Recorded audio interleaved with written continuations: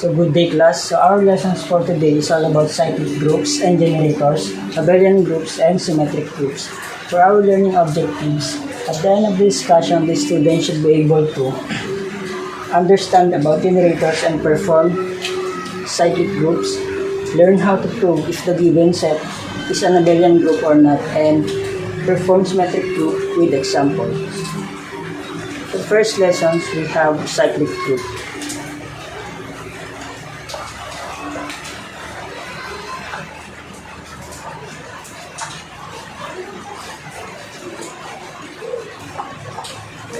So here's the definition. A group of G denoted by the set of G under multiplication is said to be a cyclic group if it contains at least one generator element.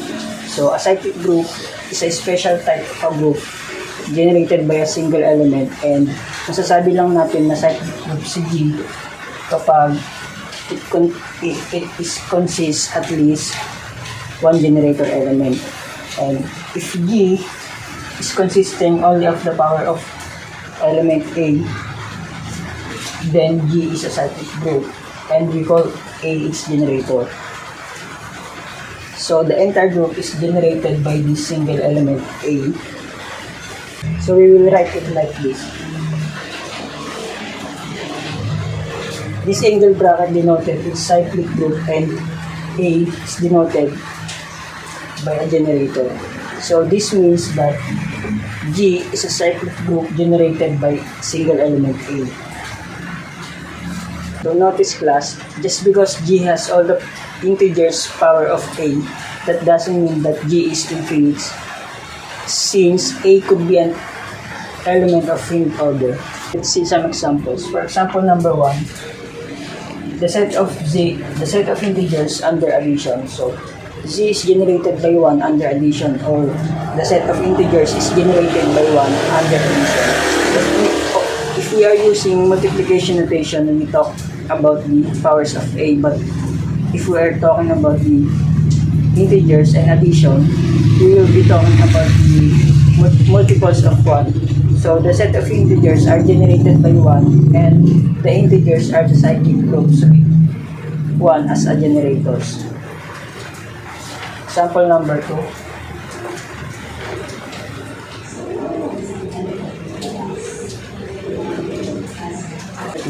Set of integers modulo 8 under addition. So let's determine the generators of these examples. So let's start with 1.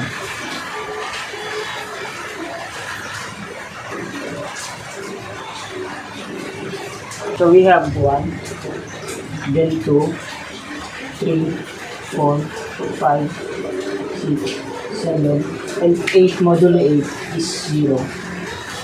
Next is 2. Let's start with 2. 2, 4, 6, and 8 modulo 8 is 0. Next is 3.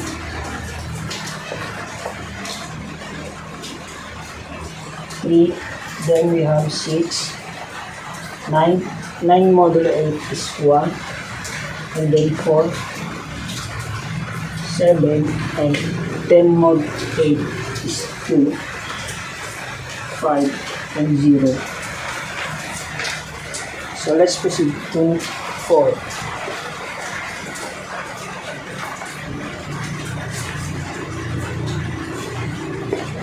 Let's start with 4 and 0.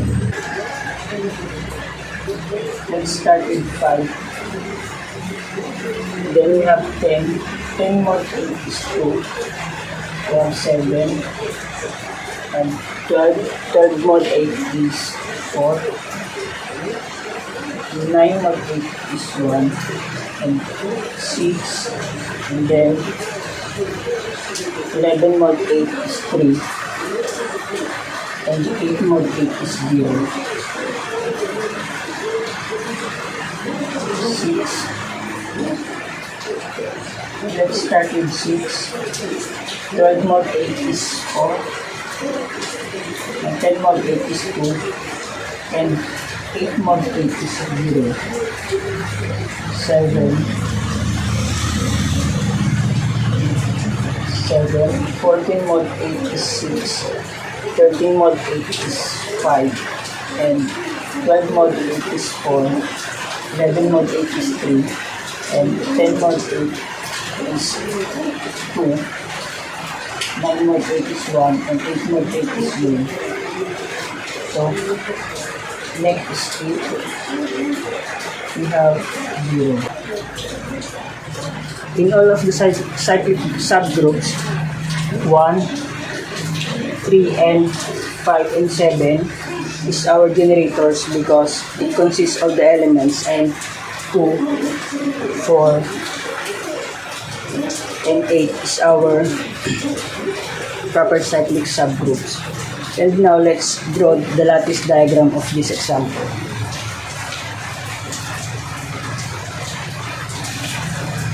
We know that 1, 3, 5, 7 is equal. So, lagay natin sa taas.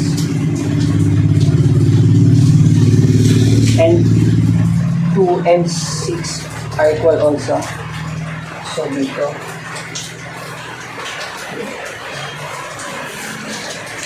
And we have 4 and 8.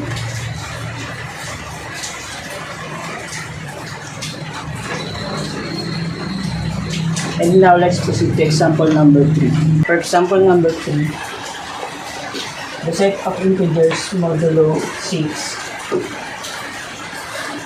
under addition. So the first thing that we need to do is we need to get all the cyclic subgroups of this set of integers modulo 6 under addition, and in order to determine the generators and proper cyclic subgroups of this example.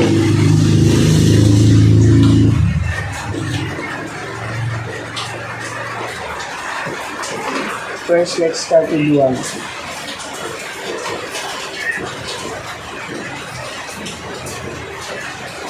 So this is the group that generated by 1 and 2.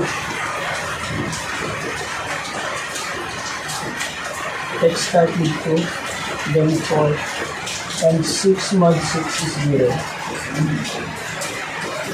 3. So magsisimula tayo sa 3. And 6 mod 6 is 0. Now 4. And then 8 mod 6 is 2. And 6 mod 6 is 0. 5. Let's start with 5.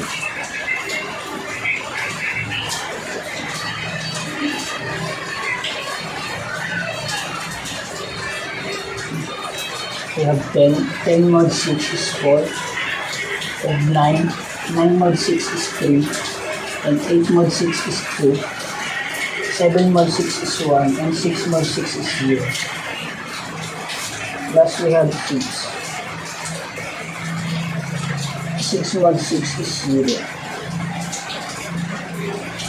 So now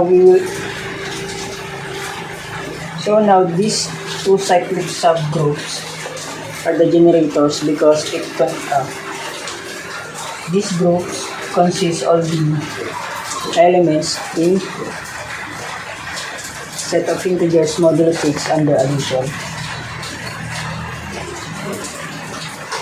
And also, you can find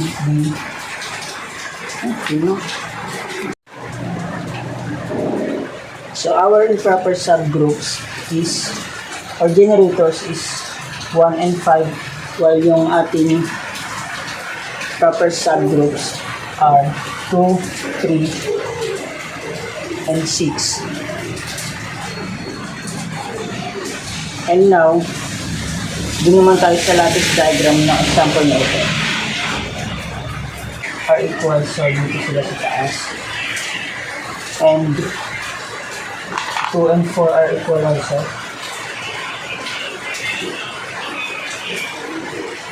3, we have 3. And then 6. Next lesson is abelian group. For the definition, a group of G under binary operation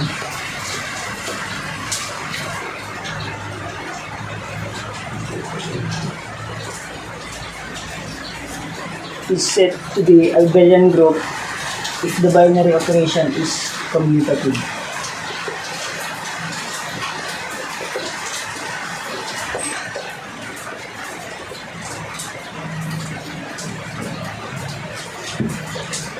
The binary operation is commutative.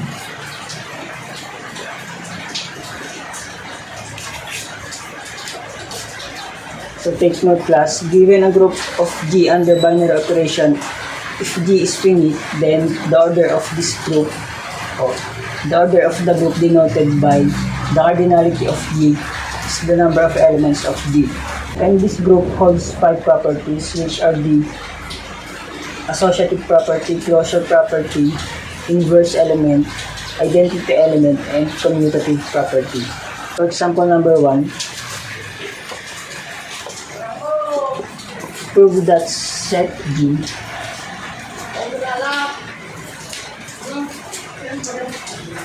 with an element of 1, negative 1, I, and negative I is an abelian group with respect to multiplication.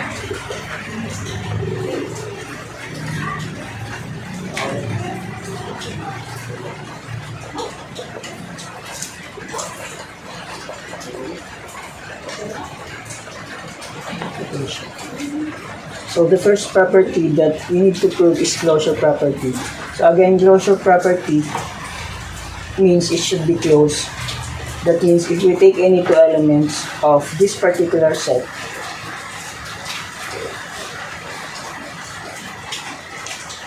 and we apply multiplication operation, the result is also belongs to this set. Now we are going to do the composition table in order to know if this satisfies closure property, and because we need to check all the combinations, once you already done the composition table, it will make easier for us to answer certain problems.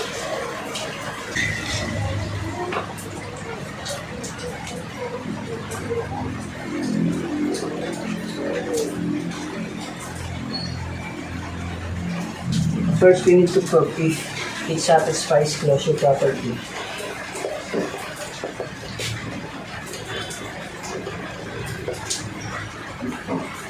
So the composition table, so the operation is multiplication, and the elements are 1, negative 1, I, and negative I.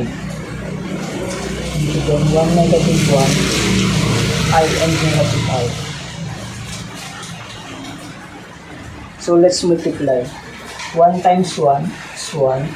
1 times negative 1 is negative 1. 1 times I is I. And 1 times negative 1 or negative I is negative I. Negative 1 times 1 is 1. Negative 1 times negative 1 is 1. And negative 1 times I is negative I. Negative 1 times negative I is positive I. Next one, I times 1 is I. I times negative 1 is negative I. And I times I is negative 1. And I times negative I is positive 1.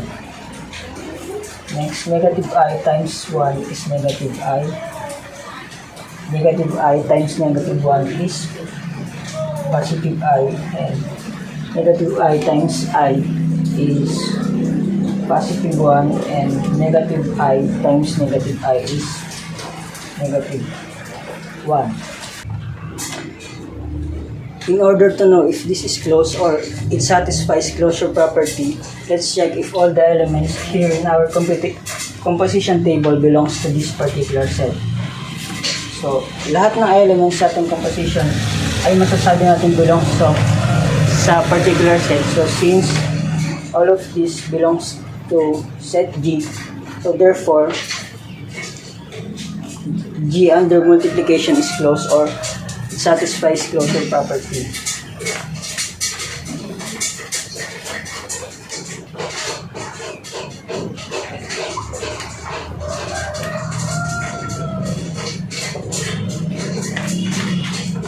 Next property is associative property. So the definition is A star B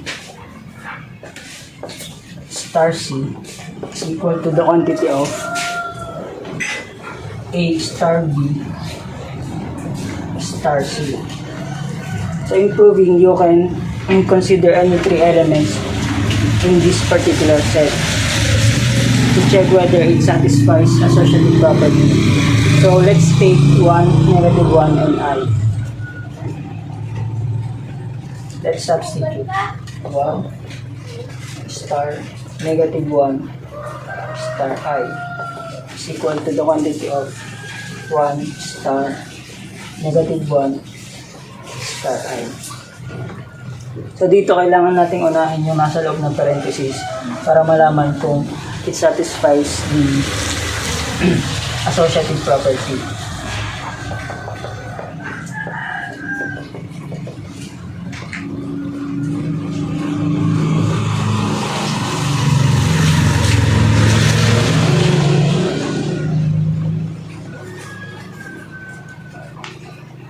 Sa ating composition table, negative 1 star I is negative I. And 1 star negative 1 is negative 1. And yung negative 1 and negative 1 star I is negative I.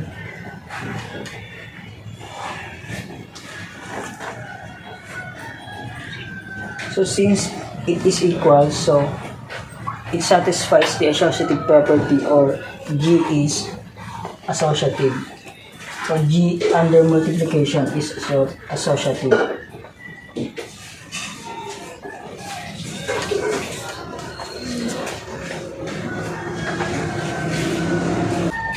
Next is identity element.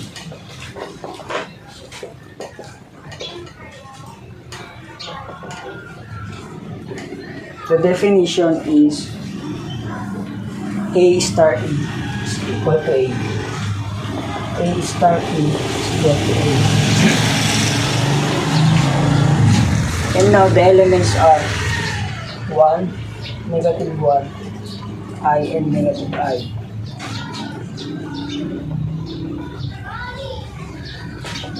And equal din to sa 1, negative 1, I, at negative I.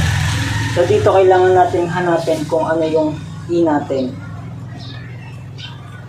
Kung nag-exist ba yung identity element ng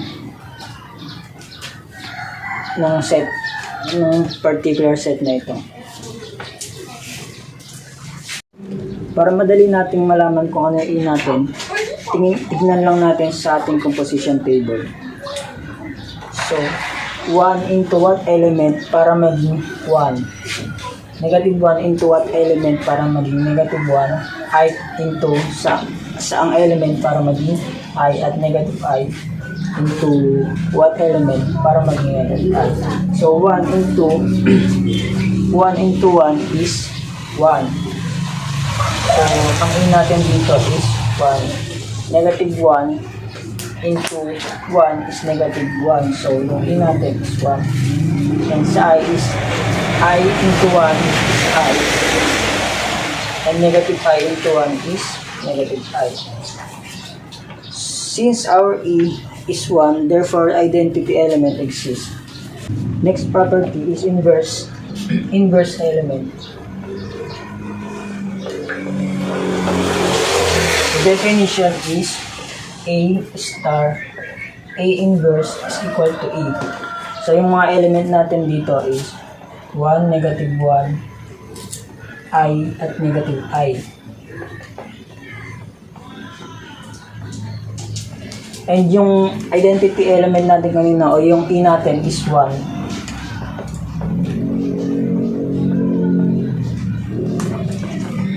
So dito sa pagkuha nito, mag-base lang tayo rito para madali nating malaman kung ano yung A inverse.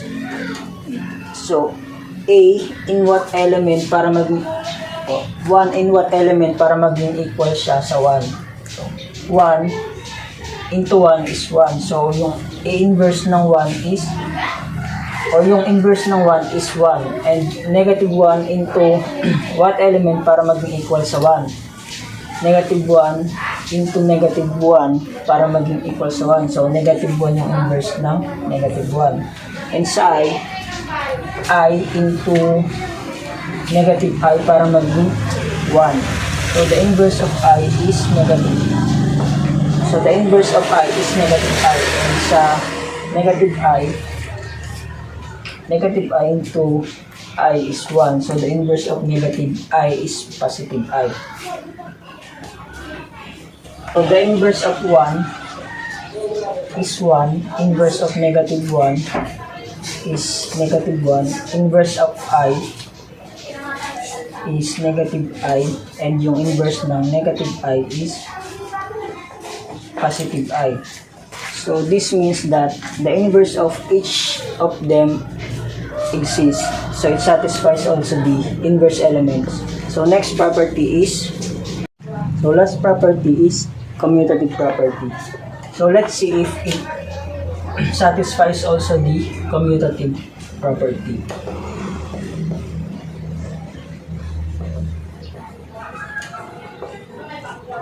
So, the definition of commutative property is A star B is equal to B star A.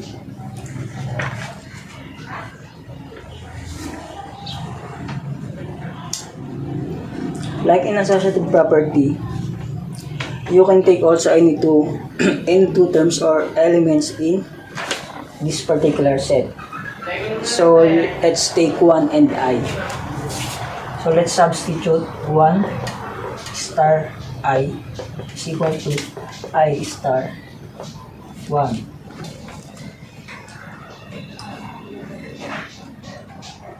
So here in our table, 1 star I is I, and also it is I. So since it satisfies all the properties, therefore we conclude that the set of G under multiplication is abelian group. So last lesson we have symmetric group. So here's the definition. If A is any non-empty set and S sub A is the set of permutations of A, then the set of S sub A forms a group under permutation multiplication. So what is A? If A is the set of 1, 2, and 3 up to N, it is finite set, right? So if A is a finite set from the set of 1, 2, 3 from up to N, then the group S sub N consisting of all the permutations of A under permutation multiplication is called the symmetric group of degree N. So what is permutation?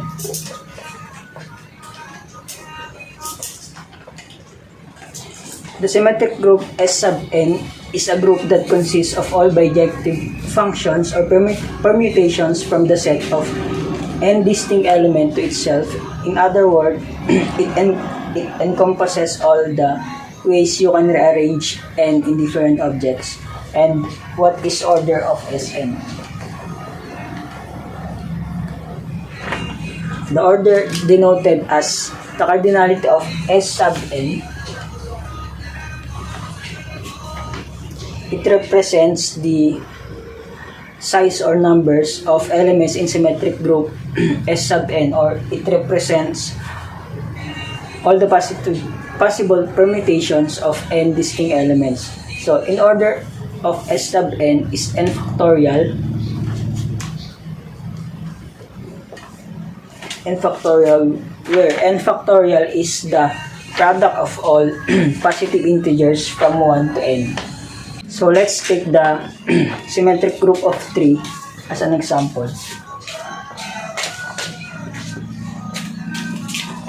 Our N is 3 and N factorial is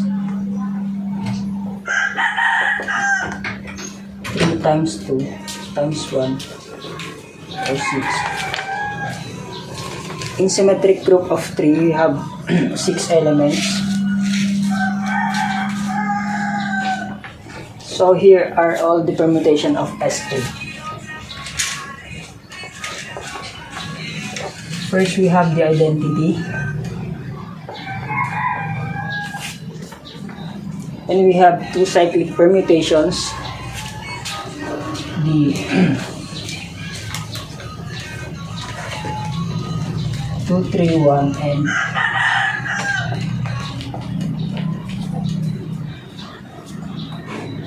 312. And meron tayong tatlong transposition, the 21, 31, and 32. 21, 31,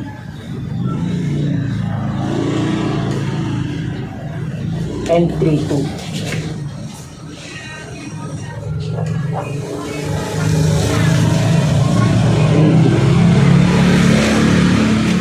So each permutation represents a unique way of arranging the elements 1, 2, 3. Now, for example, number 2, consider a group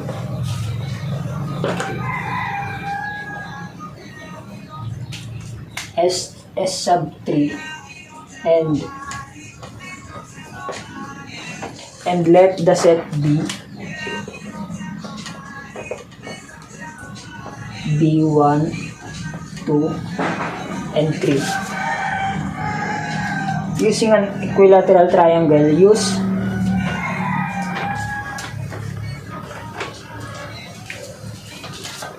rho sub I for rotation and mu sub I for reflection.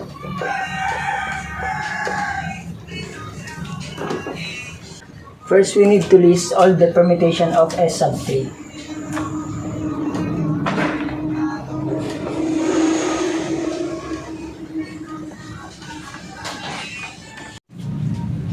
First, we need to list all the permutation of S3.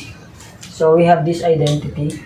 So, para makuha natin yung, alam naman natin na yung rho sub 0 is equal to identity also. So we know that rho sub 0 is the identity. So, there is no changes sa ating object. 3, 1, 2, 3, 8. And sa row 1,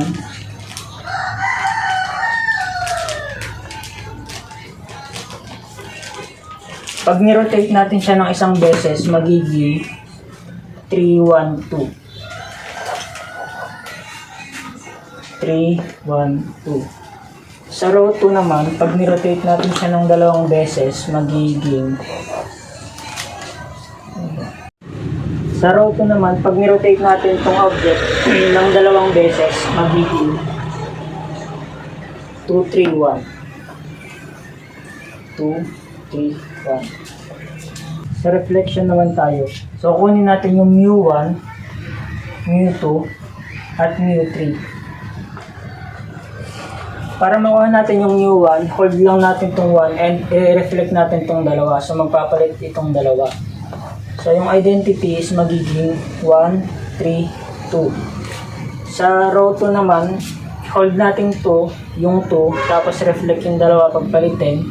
So, magiging 3, 2, 1. At sa mu3, hold natin yung 3, tapos pagpa-ibat, i-flip, so magiging 2, 1, 3. Yung identity is magiging 2, 1, 3. So last meeting we have discussed the composition table of S sub 3. So ngayon, siya na rin mismo yung gagamitin natin. So ito yung mga elements, rho sub 0, rho sub 1, rho 2, mu1, mu2, at mu3. Dito rin, row 0, row 1, row 2, mu1, mu2, at mu3. Kopyahin ko na dito. So, row 2, mu1, mu2, row 1, row 2, mu1, mu2, at mu3. Pwede ko alam ito.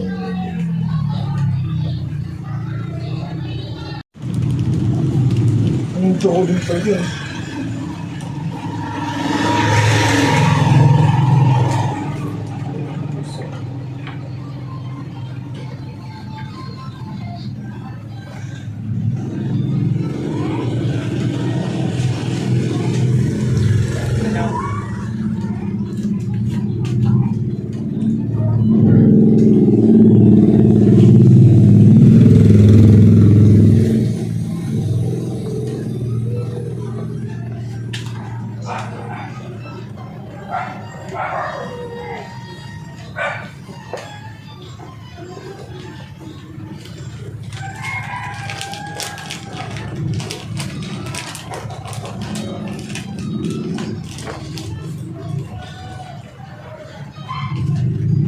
And now let's determine all the cyclic subgroups of S sub 3. Row 0 is still yung identity. Row 0 into row 0 is row 0 pa rin.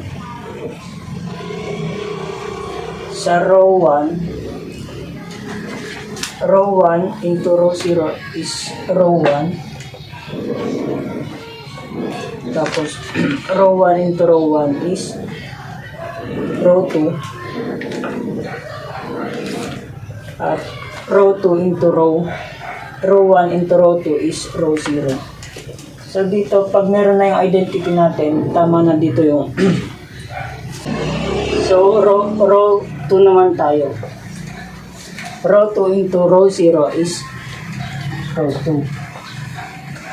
Row 2 into row 2 is row 1. At row 2 into row 1 is row 0. So, tama na rin dyan. Let's proceed naman sa reflection or yung mu 1. Mu 1 into row 0. Mu 1 into row 0 is mu 1. mu1 into mu1 is row 0. So, titigil na tayo dito sa identity. Next, mu2. mu2 into row 0 is mu2. mu2 into mu2 is row 0. So, identity na rin dyan. So, ganito na rin yung mu3 natin. mu3 into row 0 is mu3.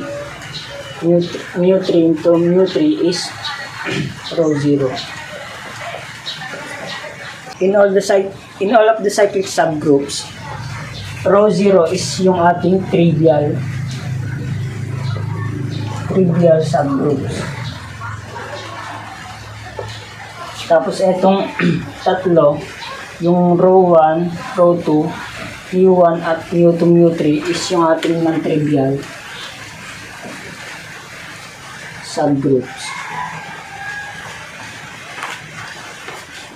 And for the last step, we will draw the lattice diagram of this example.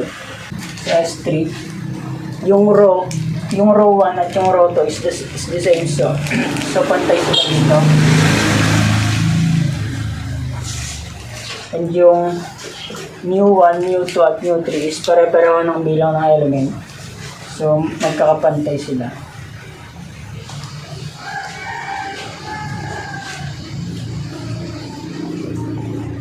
And yung trivial subgroup natin is connected naman tong lahat.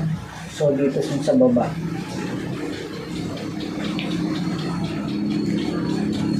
And that is our topic for today.